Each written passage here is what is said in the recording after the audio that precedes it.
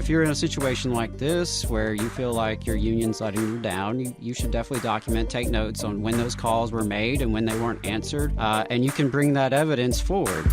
Which side are you on? Which side are you on? We got a chat on the YouTube chat asking a question. Eve said, "Hi all, I have an honest question. The hub's husband is part of a union for Cal State employees, but the union has let them down time and time again. What can he do?" And so Adam replied in the comment section that our initial thoughts are going to be connecting with union members with similar concerns to pressure and change the leadership, pressure/change the leadership and lead a movement from the bottom up of rank and file workers to address the concerns. Because like we say, this is kind of like a catchphrase of mine almost at this point, that unions are human institutions, right? Unions are made up of workers. Workers are humans. So workers are not perfect, right? And so we can see, and we do not at all say that it's impossible that there are unions that have flaws, that there are unions that have an overly bureaucratic or separated leadership, that there are unions that have kind of strayed a little bit from their mission of representing their employees. I don't doubt that for a second, and we know of examples of that. So this is a real problem that exists, right? There are unions that are not responsive enough to the needs of their members. Okay, so this is a problem, and the question is, how do we do something about it? And like Adam said in the chat, and his response was echoed by some other union members in the chat, she said that they tried. The union never even turned up to the table. He has no idea what else to do or who they can complain to. He has called numerous times. They don't even pick up the phone. Like, this sounds like an issue, right? That the leadership is not even picking up the phone. Like, that's obviously an issue. Jeb kind of echoed. Jeb is an iron worker locally. He's been on the show. They're a sponsor of the program. And, he said basically the same thing. And she kind of got a little bit testy. She said that, this is the frustrating part. It was the question to get real answers, and all I get is platitude.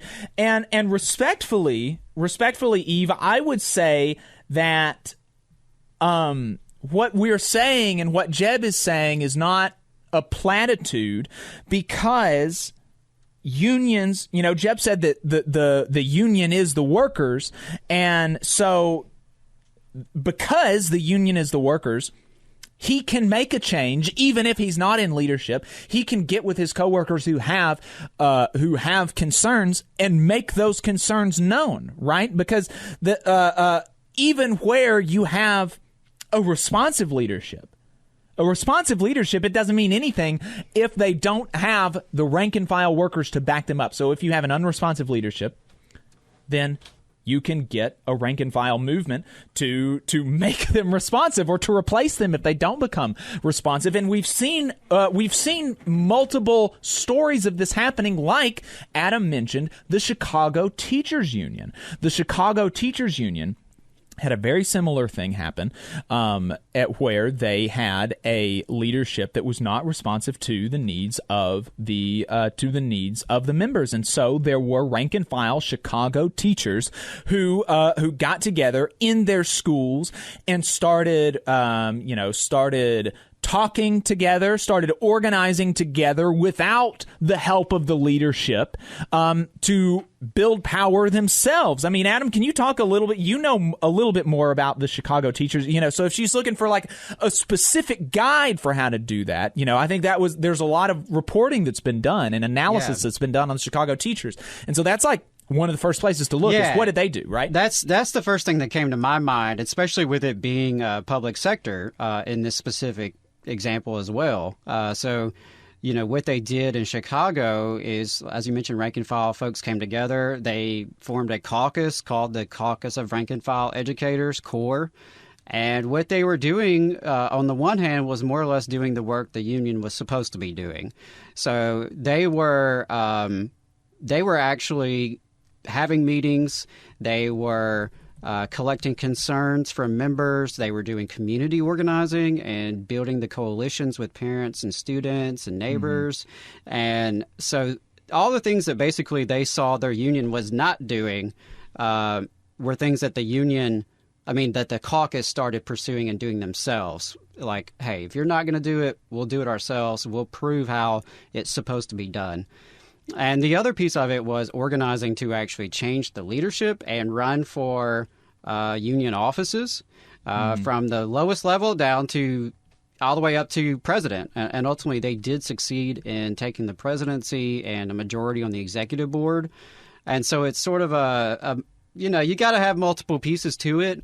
That's the big picture view. The smaller picture view in terms of like, hey, I'm an individual, and like, where's my next step going to be? If you've already feel like you've exhausted all the resources and steps within your union, you've talked to all the people you're supposed to talk to, you've placed all the phone calls you're supposed to place, and you've documented that, and that's something that sometimes folks forget to do. But do document.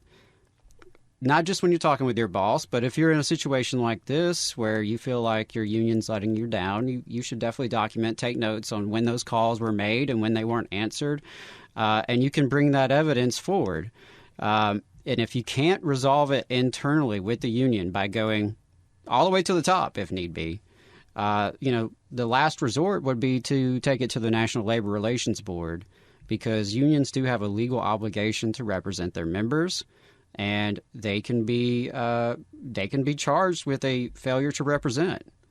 I believe it's a DFR charge, and so they're not very common. But in extreme circumstances, it happens. Right. And so those are a couple of thoughts I have. I really hate to hear that's the experience. Yeah. One thing I will say is, number one, don't let that color the experience of the labor movement overall, because there are locals out there that are not so great.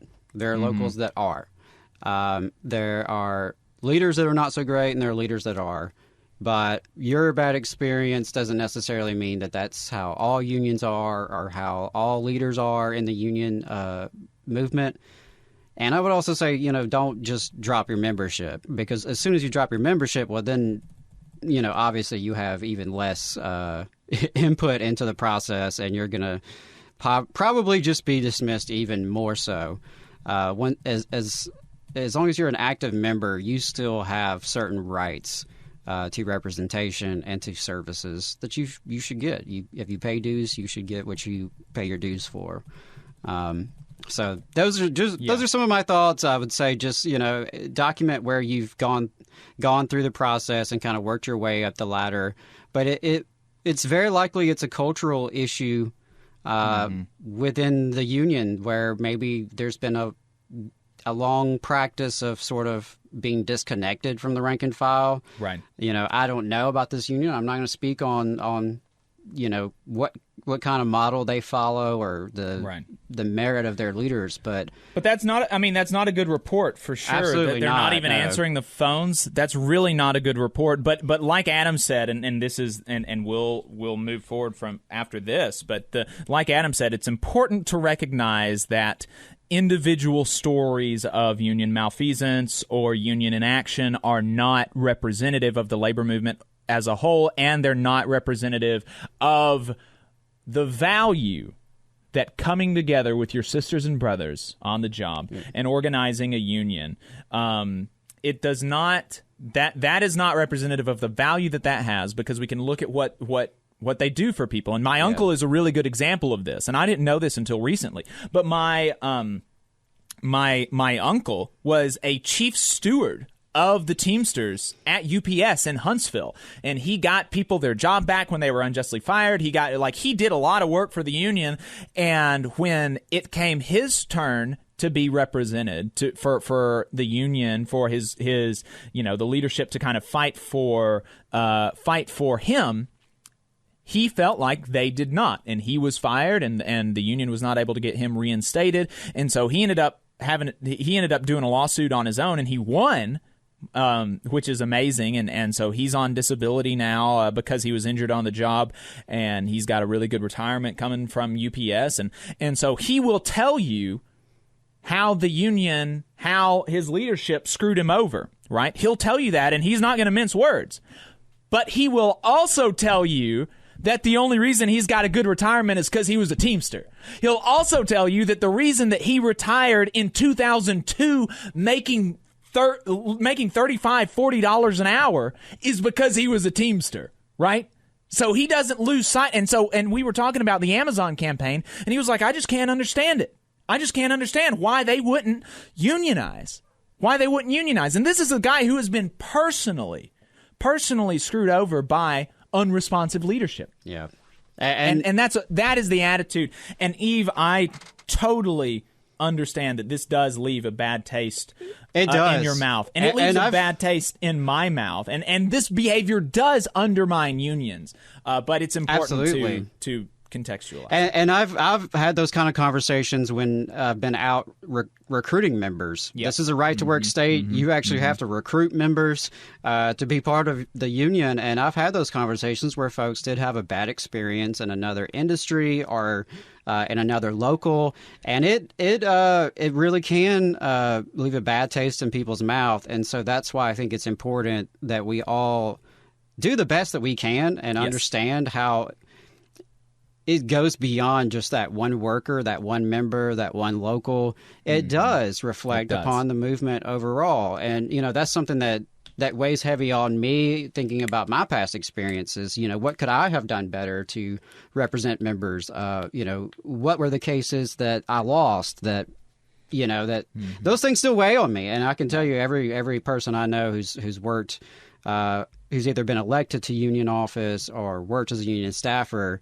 it does weigh very heavy because it should. It should. It should. And if it doesn't, then that's a problem. In this line of work. Absolutely. You just saw a clip from the Valley Labor Report. We are live every Saturday morning from 9:30 a.m. till 12:30 p.m. And we pride ourselves on keeping all of our content free to everybody so that we can talk to as many working folks as possible. If you support the work that we're doing, you think that it's important, you think that it's good, then consider making a monthly contribution to the project, and you can do that on our website, tvlr.fm.